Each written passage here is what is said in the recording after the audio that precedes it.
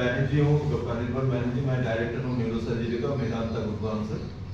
तो पिछले 20 साल से न्यूरो सर्जरी फील्ड में हूँ और जो भी न्यूरो सर्जरी की बीमारियाँ होती है, ब्रेन ट्यूमर से लेके हेड इंजरी तक सारी की है। मगर एक जो सर्जरी मेरे दिल के बहुत करीब है, उसको बोलते हैं डीप ब्रेन स्टिमुलेशन या ब्रेन पेसमेकर सर्जरी। और उसका इसलिए कारण है क्योंकि इससे हम जो पेशेंट्स कुछ नर्व की बीमारियों से एकदम डिसेबल्ड हो जाते हैं, उनको फिर हम एक नई राह दिखा सकते हैं जब दवाइयाँ काम ना करें या और कुछ थेरेपी, फिजियोथेरेपी वगैरह काम। तो इसकी ट्रेनिंग मेरी जो है इस पर्टिकुलर स्पेशलिटी की, वो क्लीवलैंड की वजह से है।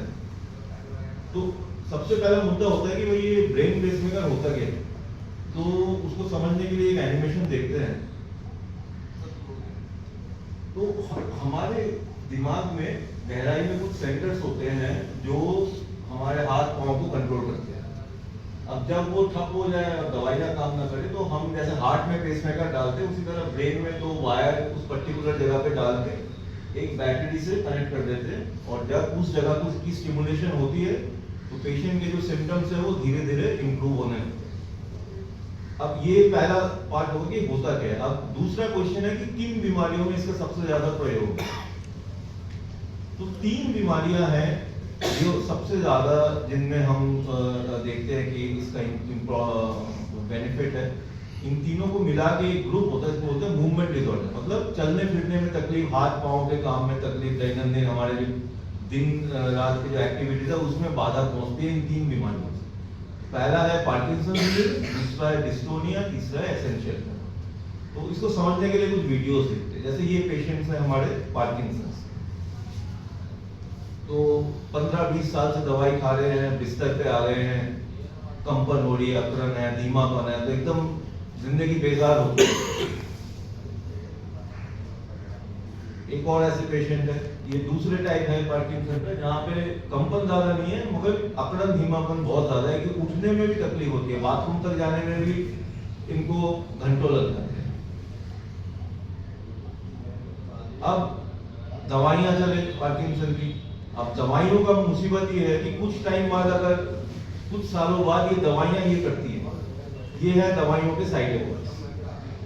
तो मरीज पार्किंसन से तो ग्रस्त है ही, और दवाइयों से और ज्यादा ग्रस्त हो जाता है, ऐसे तड़पता रहता है बिस्तर पे। जैसे ये पेशेंट, ये दवाइयों के साइड इफेक्ट्स। तो एक तरफ कुआं, एक तरफ खाई।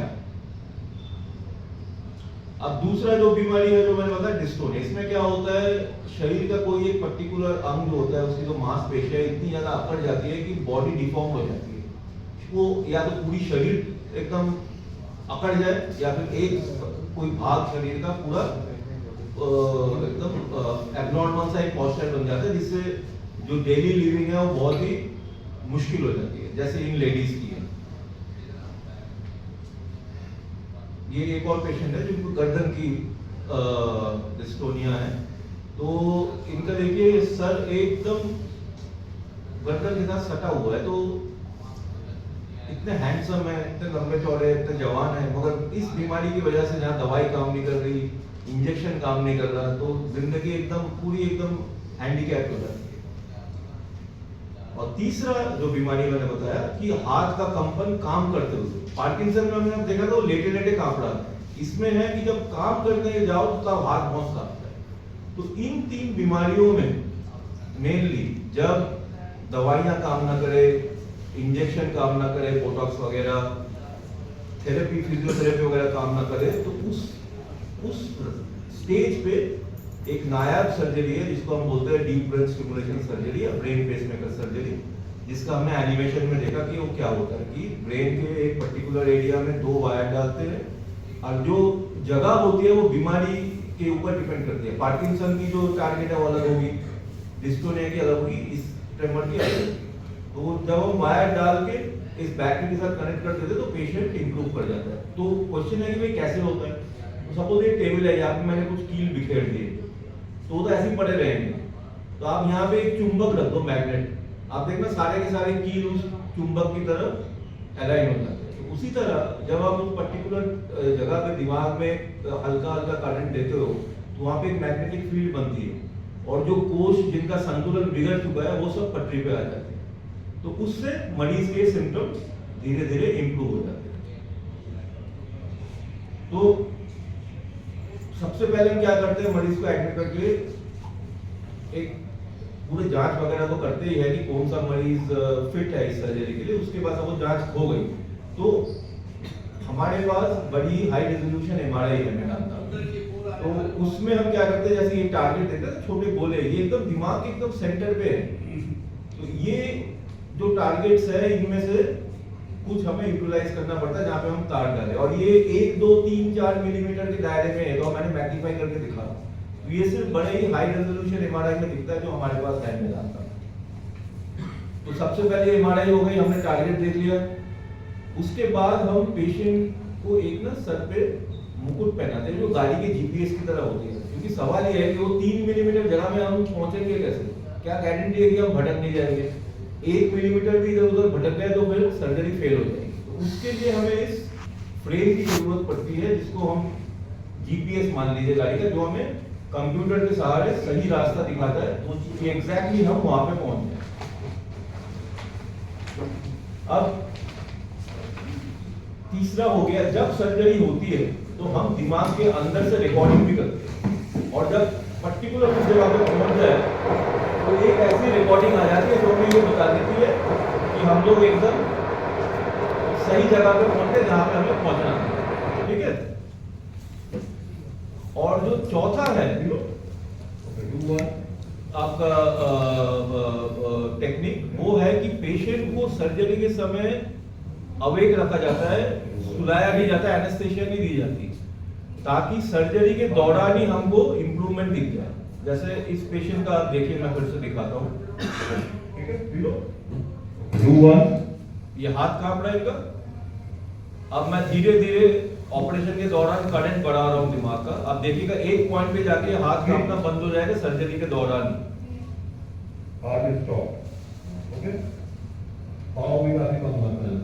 रिकॉर्ड कर रहे हो? So 3.5, तो at 3 we get the result. Programming में हमें 3 पे सेट करना शुरू कर दें। ट्रेमर को ज़्यादा प्रेशर होता है। अब ये दाहिने तरफ देखिए कितना भयंकर ट्रेमर है हाथ का। 2, और जैसे जैसे मैं करंट बढ़ा रहा हूँ दिमाग में तार डाल के, 3.5, धीरे धीरे वो कंपन एकदम बंद हो जाएगी। ये पार्किंसन के मरीज एग्जाम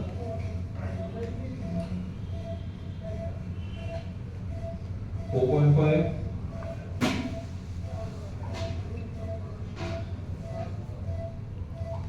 5, रुक गए। तो सर्जरी का बेसिक ये है, पेशेंट आए, उनको आपने पूरी तरह से मुआयना किया, एक अच्छा एमआरआई कराया, सर्जरी में ले गए, वो जीपीएस वाली मशीन बिठाई, रिकॉर्डिंग की कि आप सही जगह पे पहुंच गए हो, और पेशेंट को अवेक रखते हैं। अवेक सर्जरी है ताकि सर्जरी के दौरान ही हमें पता लग जाए कि हमारी सर्जरी सक्सेस है। ठीक है। ऐसे कुछ और भी एग्जाम्पल है, शायद आप उसे समझ ही गए होंगे। तो ऐसे हम यहाँ पे सर्जरी के दौरान सपोज किसी मरीज को लिखने में तकलीफ है, हम उसकी सर्जरी कर रहे हैं दिमाग के सेंटर में करके, तो सर्जरी के दौरान ही लिख के हम ये कंफर्म कर लेते हैं कि उनका लिखना ठीक हो गया है, या जो भी उनकी एक्टिविटी हैम्पर हो रही है वो ठीक हो गई है। और जब ये हो जाए तो फाइनल हम अपना इलेक्ट्रोड डाल के सर्जरी को संपन्न करते हैं, जो पहला स्टेज है कि तार डालना। अब कोई पेशेंट बोलेगा जी मैं तो ये मुकुट नहीं पहनूंगा, मुझे वो हो रहा है, सफोकेशन हो रहा है, तो उसके लिए भी मेदांता में फैसिलिटी है कि रोबोट के सहारे भी हम ये सर्जरी कर सकते हैं। डीप ब्रेन स्टिमुलेशन इसको बोलते हैं, रोबोटिक डीप ब्रेन स्टिमुलेशन। ये हमने पहली बार इंडिया में किया। तो ऐसे बहुत सारे नायाब और टेक्नोलॉजी है जो हम करके इस सर्जरी के रिजल्ट को और बढ़िया कर सकते हैं। उसके लिए जो इंफ्रास्ट्रक्चर चाहिए वो हमारे पास मौजूद है मेरा। तो सर्जरी के बाद पहली तार बैठ गई, फिर ओटी के अंदर ही हमारी एमआरआई मशीन है, एमआरआई करा के हम पुराना जो पहला जो एमआरआई था ओटी से पहले का, फिर फ्यूज करके देख के ये कंफर्म कर लेते हैं कि भाई हम लोग सही निशाने में पहुंचे। जैसे ये ग्रीन जगह देख रहे हैं, ये हमारा टारगेट है। ये जो 2 वायर्स है ये एमआरआई में दिखा रहे हैं कि आप सर्जरी के बाद जो एमआरआई की है, आप एकदम करेक्ट जगह पे हो, एकदम तीर निशाने पे। और ये है आखिरी पार्ट, जिसको स्टेज 2 बोलते हैं। ये एनेस्थेशिया में होता है, आधे घंटे का काम होता है, जिसमें हम वायर्स को उस बैटरी से कनेक्ट करके अंदर पॉकेट में डाल के स्टिच करके खत्म कर देते हैं। अब क्वेश्चन ये है कि सर्जरी कर दी तो फिर वहां पे एक बात नहीं बनती, क्योंकि बीमारी तो बढ़ती रहती है, तो उसका क्या करेंगे। तो इस सर्जरी का ये एक यूएसपी है कि आप इस पेसमेकर को प्रोग्रामिंग कर सकते हो। जैसे आज भी मैं एक मशीन लाया था अपने मरीजों की, मैंने अभी प्रोग्रामिंग की कि इलेक्ट्रिकल डिवाइस है, तो इसका एक करंट है, एम्पलीट्यूड है करंट का, पल्स विड्थ है, फ्रीक्वेंसी है, बहुत सारी चीजें जिसको आप प्लस माइनस कर सकते हो। कि सपोज आज पेशेंट ठीक है, 6 महीने बाद नए सिम्टम लेके आ रहा है, तो आपने थोड़ी बहुत ट्यूनिंग कर दी और हमेशा ये कोशिश होगी कि आप एक कदम आगे रहो। अब इसमें भी ये है कि अगर मरीज बोले मैं बार बार नहीं आ सकता, तो कुछ उन मरीजों के लिए सैटेलाइट के जरिए वो अपने घर बैठे रहेंगे और मैं अपने क्लिनिक से उनके बैटरी को कंट्रोल कर सकता हूँ, करंट कम ज्यादा कर सकता हूँ, एडजस्ट कर सकता हूँ, ताकि उनको बार बार आने की जरूरत न पड़े अपने बैटरी को एडजस्ट करने के लिए जैसे जैसे बीमारी बढ़ती है।